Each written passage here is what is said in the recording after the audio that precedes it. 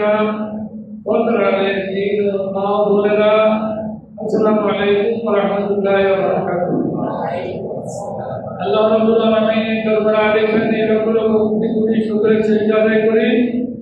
ইয়া আল্লাহ রব্বুল আলামিন দয়া করে মেহেরবানি করে আমাদের উপর অসংখ্য অগণিত রহমত দান করে আমাদেরকে রিজিক দিচ্ছেন, বিভিন্ন ধরনের নিয়ামত দান করতেন বলি একটা আলহামদুলিল্লাহ। আলহামদুলিল্লাহ আমাদের সাহিদার মদিনা রাহমাতুল্লাহ আলামিন রাবাই ভাই লক্ষ লক্ষ কোটি কোটি দরুদ সালাম করছি যে রাসূলুল্লাহ আল্লাহ রাব্বুল আলামিন আমাদেরকে শ্রেষ্ঠ উম্মত বানিয়েছেন বলি একবার সাল্লাল্লাহু আলাইহি ওয়াসাল্লাম। আজকের বিষয় মৌলবের 10 তারিখ পৃথিবীর মধ্যে সর্বপ্রথম আল্লাহ রাব্বুল আলামিন যে রহমত দান করেছেন ওই রহমত বিষয়ে আজকে ইনশাআল্লাহ আলোচনা করার আশা করেছি। রহমত এটা কি? রহমত হলো আল্লাহর করুণা, আল্লাহর দয়া, আল্লাহর মেহেরবানি, আল্লাহর অনুকম্পা। যদি কারোর উপর আল্লাহ একদিনের জন্য 5 মিনিটের জন্য যদি রহমত বন্ধ করে দেন তাহলে সেই ব্যক্তি বাঁচবে না, পেট পড়ে হবে, সাথে মারা যাবে। আল্লাহ রহমত আছে বলে অনেকে বেঁচে থাকে। আজকে দেখলাম এক খবরের মধ্যে দেখছে যে ভেনেজুয়েলায় অনেক শক্তিশালী ভূমিকম্প হয়েছে। ওই ভূমিকম্পের কারণে মাটির চাপা পড়ে গেছে একদম সেবক দারোয়ান। দীর্ঘ 8 দিন পর তাকে জীবিত উদ্ধার করেছে। পরে করে বলেছে সুবহানাল্লাহ। কয়দিন? 8 দিন। আর আমরা 8 ঘন্টা একদিন না যদি খাবার যদি ঠিকভাবে খেতে না পারি আমাদের মাথা টেম্পার ডাউন হয়ে যায়। আল্লাহ 8 দিন ওখানে খাবার ছিল না, পানি ছিল না, নিঃশ্বাস ফেলার কোনো সুযোগ কিভাবে করছেন, কিভাবে ছিল আল্লাহ আল্লাহ আল্লাহ জানেন। এছাড়া আরেকজন মা শিশু সহ দুধের শিশু সহ তিনিও 4 দিন কি 5 দিন আসলে ছুটে গেছে। 4 দিন কি 5 দিন চলে তাকে জীবিত উদ্ধার করা হয়েছে। তাহলে মাটির চাপার মধ্যে শক্তিশালী মানুষ বেঁচে নেয়, ওনারা কিভাবে বেঁচে রইলেন? এটা হলো আল্লাহ স্পেশাল রহমত। বলে বলে আলহামদুলিল্লাহ। আল্লাহ রহমত ছাড়া বেঁচে থাকা, আল্লাহ রহমত ছাড়া কিছু করা আমাদের দ্বারা সম্ভব না। আমি কথা না বাড়ি এই আল্লাহ রহমত যদি মানুষ পেতে চায় কমপক্ষে 10টি কাজ করতে হবে। এই 10টি কাজ করলে যেটা কোরআন শরীফে আছে, হাদিস শরীফে আছে, এমন 10টি কাজ যদি মানুষ করে কমপক্ষে তাহলে আল্লাহর মেহেরবানি, আল্লাহর দয়া, আল্লাহর করুণা, আল্লাহর রহমত তারা পাবে। তার মধ্যে একটা হলো আল্লাহ রাসূল বলেন قال رسول الله صلى الله عليه وسلم ارحم من في الارض يرحمك من في السماء। আল্লাহ রাসূল ইরশাদ করেছেন যে তোমরা আমার বান্দারা যারা জমিনে বিচরণ করে, যে সমস্ত প্রাণী জমিনে আছে, যে সমস্ত প্রাণী জমিনে থাকে, অবস্থান করে, তাদের প্রতি দয়া করো। তাদের প্রতি যদি তোমরা দয়া করো আল্লাহ রাব্বুল আলামিন তোমাদের প্রতি দয়া করবেন। এরা আমাদের সাথে আমাদের পরিবেশের মধ্যে বিভিন্ন মানুষ আছে, ওদের প্রতি দয়া করতে হবে। গরিব দুঃখী মানুষ আছে, ওদের প্রতি দয়া করতে হবে। ধনী মানুষ আছে, ওরা যদি কোনো ধরনের সাহায্য চায় করতে হবে।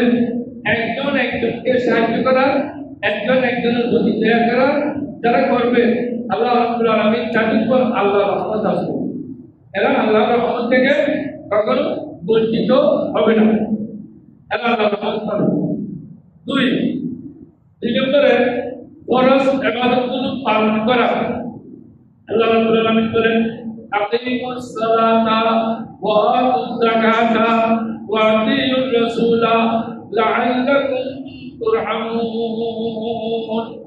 নামাজ আদায় করা, হজ যাকাত আদায় করা, সঠিকভাবে ফরজ ইবাদতগুলো আদায় করা, সাথে সাথে যারা রাসূল করিম সাল্লাল্লাহু আলাইহি ওয়াসাল্লামের অনুসরণ করবেন, রাসূল যা বলেছেন তা মেনে কার্যকর করবেন, আল্লাহ যা বলেছেন তা মানবেন, এই সমস্ত মানুষের উপর আল্লাহর রহমত আসবে। অর্থাৎ ফরজ ইবাদতগুলো যারা সঠিকভাবে আদায় করে আল্লাহ তাদের উপর রহমত দান করবেন, তারা আল্লাহর রহমত পাবেন, আল্লাহর রহমত থেকে তারা কখনো বঞ্চিত হবেন না। তিন নম্বর এহসান বা আন্তরিকতার সঙ্গে আমল করা। আমরা যা কিছু করি পৃথিবীর মধ্যে ওই সবগুলো আন্তরিকতার সহিত করতে হবে। যেমন অনেকে নামাজের নিয়ে বাঁধে নয় তাড়াতাড়ি করে বলে কোন দিকে কি বলছে, কি নিয়ে বলছে না কি বলছে, তাড়াতাড়ি করে সেটা করলো, এমনি তাড়াতাড়ি নামাজ হয়ে গেল। আল্লাহ রাসূল বলছেন তোমার নামাজ হয় নাই। হাদিস শরীফে আছে যে তোমার নামাজ হয় নাই, আমার নামাজ হলো, আমারও জবাব করছে, আবার বলছেন তোমার নামাজ হয় নাই, আমার নামাজ হলো। আপনি কার সামনে দাঁড়িয়েছেন একটু চিন্তা করছেন? আপনি কার সামনে দাঁড়িয়েছেন? শিক্ষকের সামনে দাঁড়াইলে হাত তুলে এমন করে দাঁড়িয়ে থাকেন, কোনো কথা বলতে বলেন না। শ্বশুর শাশুড়ির সামনে দাঁড়াইলে জামাই হিসেবে এমন করে থাকে। আপনি আল্লাহর সামনে দাঁড়িয়েছেন, আল্লাহ আপনাকে দেখতেছেন, হাদিস শরীফে আছে। আপনি এই কথা খেয়াল করবেন যে অথবা আপনি আল্লাহকে দেখতেছেন, তাহলে ইয়ারাকা, অথবা আল্লাহ আপনাকে দেখতেছেন, আল্লাহ তাআলা আমাদেরকে দেখতেছেন। তো আমি আল্লাহর সামনে দাঁড়িয়ে ফাঁকিবাজি করলাম কার সাথে? কাকে দিতে দিলাম? নামাজকে। নামাজকে কার জন্য? আল্লাহর জন্য বলি, আল্লাহর ওয়াস্তে বলি, আমার লাভের জন্য। পৃথিবীর মানুষ যদি কেউ নামাজ না পড়ে, একদিন যদি স্ট্রাইক করে যত মানুষ আছে পৃথিবীর কেউ নামাজ পড়বো না, আল্লাহর কোনো ক্ষতি হবে? আল্লাহর কোনো ক্ষতি নেই। নামাজ পড়তেছে আমার লাভের জন্য, আমার লাভ আমি সবগুলো বুঝি। আমার লাভ আমি চাকরি করলে ওভারটাইম করে ডবল বেতন পাই, এটা আমি বুঝি। ব্যবসা কোনটা করলে কোনটা বিক্রি করলে লাভ বেশি হয় এটা বুঝি। কিন্তু আমি নামাজটা আমি ঠিকভাবে না পড়লে, ঠিকভাবে পড়লে যে আমার লাভ হবে এটা আমি বুঝি না কেন? এই জন্য বলছেন এহসানের সহিত এবং সতর্কতার সহিত আপনি নামাজ যদি ঠিকভাবে আদায় করেন এবং আপনি যদি সঠিকভাবে আদায় করেন, তাহলে আল্লাহ আপনাকে রহমত দান করবেন, আপনার রহমত পাবেন, আল্লাহ রহমত পাবেন। কন্ডিশন হলো আপনি সঠিকভাবে নামাজ আদায় করতে হবে। এটা হলো সূরা আরাফের 56 নম্বর আয়াত। আল্লাহ রাব্বুল আলামিন সেখানে বলেন আল্লাহ তুসিদু ফিল আরদি বা'দা ইসলাহিহা ওয়া তু'মিনু তামা'আন ইন্না রাহমাতাল্লাহি করিবুম মিনাল মুহসিনিন। আল্লাহ রাব্বুল আলামিন যারা সঠিকভাবে নামাজ আদায় করে, সঠিকভাবে ইবাদত আদায় করে, তাদের উপর সঠিকভাবে আল্লাহ রাব্বুল আলামিন রহমত বর্ষণ করেন। তাই জন্য হলো তাকওয়া অবলম্বন করতে হবে। আপনি যদি আল্লাহর রহমত পেতে চান তাহলে তাকওয়া রাখবেন। তাকওয়া কি? আল্লাহর ভয়, আল্লাহর ভীতি। আল্লাহর ভয়টা যদি আপনার অন্তরে আসে তাহলে আপনি আর উল্টাপাল্টা কাজ করবেন না। যুবকেরা মনে করলে আমরা তো মৃত্যুবরণ করবো না, আমরা তো আছি, একদম কম বাঁচলেও তো 120 বছর বেশি থাকবো নয়। কত যুবকের দেখা করে না?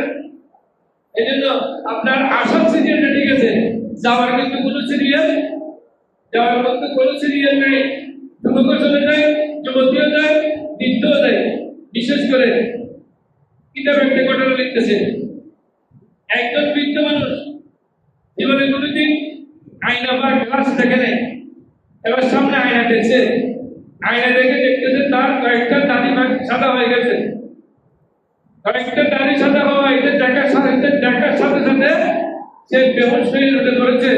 আল্লাহর কাছে সেইটা করেছে, প্রথম আল্লাহর কাছে সেইটা করেছে, সেইটা করে বলে আল্লাহ আমি তো চলে যাবো। হযরত আব্দুল্লাহ ইবনে ইসলাম আমার সাথে পায়না নামাজ পড়ে ফেলছে, বড় করে বলে সুবহানাল্লাহ। যখন দাড়ি সাদা হয়ে গেছে বুঝবেন আপনার সাথে, আপনার হযরত আজরাইলের সাথে বাইনামা হয়ে গেছে, তো বাইনামা যদি হয়ে যায় টাকা রেজিস্ট্রি করে ট্যাগ করতুন সর্বোচ্চ 6 মাস, 6 মাসের মধ্যে যদি টাকা রেজিস্ট্রি দেখতে হয়, তেমনি আপনি আধার রেজিস্ট্রির সাথে যদি আপনার বাইনামা হয়ে যায় আপনি চলে যেতে হবে, না গিয়ে আর হবে না, অর্থাৎ আপনার সময় কমে গেছে, আপনার যখন চুলটানা হয়ে গেছে, আপনার যখন দাড়ি জানা হয়ে গেছে, আপনি আর বেশি দিন বাঁচার কোনো সুযোগ নাই। এখন থেকে আপনি তাকওয়া অর্জন করেন, আল্লাহর ভীতিকে অন্তরে রাখেন। আল্লাহর ভীতি যদি এই জিনিসটা আপনার কাছে থাকে, আপনি একটা দিনদার হতে বাধ্য। নামাজ পড়তেছেন আল্লাহকে ভয় করে নামাজ পড়েন, রোজা রাখতেছেন আল্লাহকে ভয় করে রোজা রাখেন, আপনি গুনাহ ইবাদত করতেছেন আল্লাহর ভয় অন্তরের মধ্যে রাখেন, এবং সাথে আল্লাহ আপনাকে সওয়াব দান করবেন। এই তাকওয়া ছাড়া আল্লাহর রহমত পাওয়া সম্ভব নয়। তাকওয়া ছাড়া কেউ আল্লাহর রহমত পাবে না, পাওয়ার কোনো সুযোগ নেই। 5 নম্বর, কোরআন শরীফ তেলাওয়াত করা এবং কোরআন শরীফ চর্চা করা। আল্লাহ রাব্বুল আলামিন যে আমাদেরকে কোরআন মাজিদ দান করেছেন, কি জন্য? শুধু রমজান মাসে পড়বো কেউ কেউ, আর বাকিটা 12টা সুন্নাত দিয়ে